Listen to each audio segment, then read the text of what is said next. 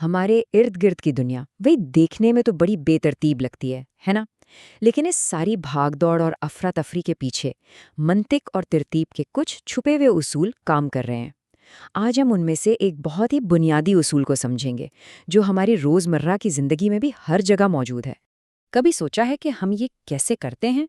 ये एक ऐसा सवाल है जिसका सामना हम सब रोज ही करते हैं। चाहे वो धुलने वाले कपड़ों को रंगों के हिसाब से अलग करना हो या फिर अपनी पसंदीदा मौसीकी की एक ज़बरदस्त सी प्लेलिस्ट बनानी हो, हम सब कुदरती तौर पर चीज़ों को मुनज़्ज़म करते रहते हैं।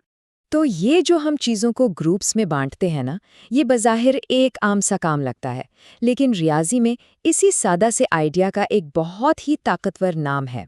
और यही अमल रियाजी की एक बहुत अहम शाख यानी सेट थ्योरी की बुनियाद है। चलें फिर ज़रा गहराई में चलते हैं और समझते हैं कि ये सेटअप आखिर है क्या, क्योंकि सब कुछ इसी एक बुनियादी आइडिया पे टिका हुआ है। अच्छा, तो तारीफ बहुत सीधी सी है। सेट यानी वाज़े तौर पर बयान की गई अलग अलग चीज़ों का एक मजमुआ। अब इस तारीफ में दो लफ्ज़ बहुत अहम हैं। पहला है वाज़े तौर पर बयान करदा और दूसरा मुख्तलिफ। वाज़े का मतलब है कि कोई शक या इबहाम ना हो, जैसे अच्छे फलों का सेट वाज़े नहीं है, क्योंकि अच्छा तो किसी के लिए कुछ भी हो सकता है, लेकिन पीले रंग के फलों का सेट बिल्कुल वाज़े है। और मुख्तलिफ का मतलब है कि हर चीज़ को सिर्फ एक बार ही गिना जाएगा। अब इस आइडिया को और पक्का करने के लिए चलें कुछ जानी पहचानी मिसालें देखते हैं। जैसे कुदरती आदात, यानी वो नंबर्स जो हम गिनती के लिए इस्तेमाल करते हैं, या फिर मुफरद आदाद जो सिर्फ खुद से या एक से तकसीम होते हैं। ये सब रियाजी की दुनिया में सेट की बेहतरीन मिसालें हैं। ठीक है, तो अब हमें ये तो पता चल गया कि सेट्स क्या होते हैं। अब अगला सवाल ये है कि भाई इनके साथ क्या क्या किया जा सकता है। हम इन्हें आपस में जोड़ते कैसे हैं या इनका मुवाजना कैसे करते हैं? देखें, सेट्स के दो बहुत ही बुनियादी ऑपरेशंस हैं, यूनियन और इंटरसेक्शन। यूनियन को समझना बहुत आसान है। समझे जैसे कोई अपनी और अपने दोस्त की म्यूजिक प्लेलिस्ट्स को मिलाकर एक बड़ी सी प्लेलिस्ट बना रहा है। जबकि इंटरसेक्शन का मतलब है सिर्फ वो गाने ढूंढना जो दोनों की प्लेलिस्ट में कॉमन है, यानी जो दोनों को पसंद है। और मज़े की बात यह है कि ये ऑपरेशंस बड़े सीधे साधे, बड़े खूबसूरत उसूलों पर चलते हैं। पहला और सबसे आसान उसूल है कम्यूटेटिव कानून। ये बस इतना कहता है कि ए को बी में शामिल करें या बी को ए में, नतीजा एक ही आएगा। तरतीब से कोई फर्क नहीं पड़ता। कितनी साफ और सीधी बात है। और ये सिर्फ कहने की बात नहीं है, इसको हम देख भी सकते हैं। यहाँ देखें, ये बिल्कुल साफ नज़र आ रहा है कि चाहे सेट ए को बी में शामिल किया जाए या बी को ए में, आखिर में बनने वाला सेट बिल्कुल वही है। और यही उसूल इंटरसेक्शन पर भी लागू होता है। अच्छा, बिल्कुल जैसे बचपन में हमने जमा और ज़र्ब के उसूल पढ़े थे, वैसा ही एक कानून यहाँ सेट्स के लिए भी है। इसे कहते हैं एसोसिएटिव कानून, और ये ग्रुपिंग के बारे में है। और ये मिसाल इस बात को बिल्कुल साबित कर देती है। आप खुद देख लें, चाहे पहले बी और सी को जोड़ा जाए और फिर इसमें ए शामिल किया जाए, या फिर पहले ए और बी को जोड़कर फिर सी शामिल किया जाए, नतीजा बिल्कुल एक जैसा होगा। मतलब ग्रुपिंग की तरतीब से भी कोई फर्क नहीं पड़ता। अभी तक तो हम सिर्फ नंबर्स और अलामतों से खेल रहे थे, ठीक है, लेकिन अब वक्त है इन उसूलों को अपनी आंखों से देखने का।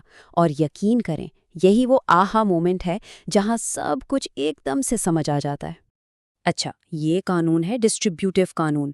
और हाँ, मैं मानता हूं कि लिखा हुआ ये थोड़ा सा डरावना और पेचीदा लगता है, रियाजी की एक लंबी चौड़ी मसावात की तरह।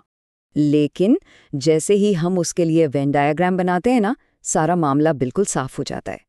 चलें इस मुसावात की दोनों साइड्स को ज़रा तस्वीरों में देखते हैं और खुद फैसला करते हैं।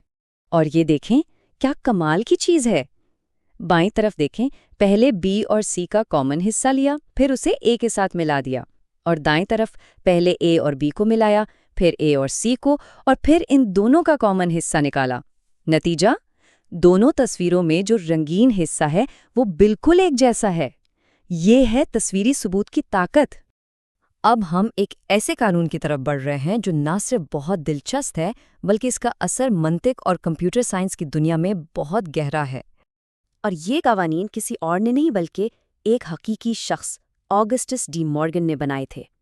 ये हमें याद दिलाता है कि रियाजी कोई बेजान मजमून नहीं, बल्कि एक इंसानी जहनत और तजस्सुस की एक लंबी कहानी है।